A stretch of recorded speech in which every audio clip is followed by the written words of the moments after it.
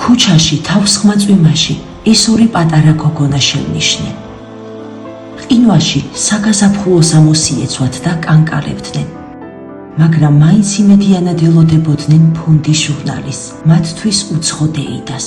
5 წლის მაგდა და 3 წლის მარიამი მამამ მიატოვა. ბავშვები ზამთრის ყინვაში ჭიშკართან დგანან და ქუჩაში გამგრელ უცხო მამაკაცებს აკვირდებიან.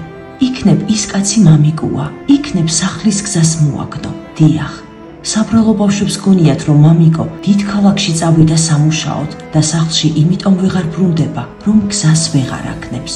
სიმართლე მხოლოდ ბავშვების დედამიცის, რომელიც ჯერ კიდევ ორსული მიატოვა მეუღლემ და სამშობიაროშიც კი არ მისულა მარიამის დაბადებისას.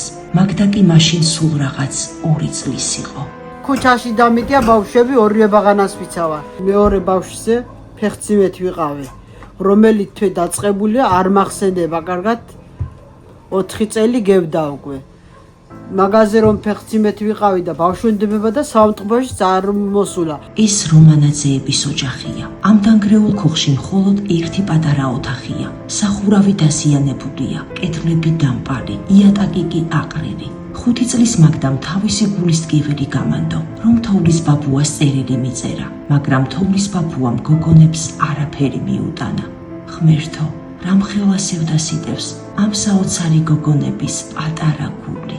სოციალური შემწეობის ფულით ავადმყოფი მარტოხელა დედა შეშას ყიდულობს და საკვების ფული თითქმის აღარ რჩება. ღვთისმიერო ადამიანებო, ერთობლივი ძალებით ჩვენ შევძლებთ, რომ ამ პატარა ანგელოზებს ნორმალური სახლი ჰქონდეთ, თუნდაც ძალიან პატარა.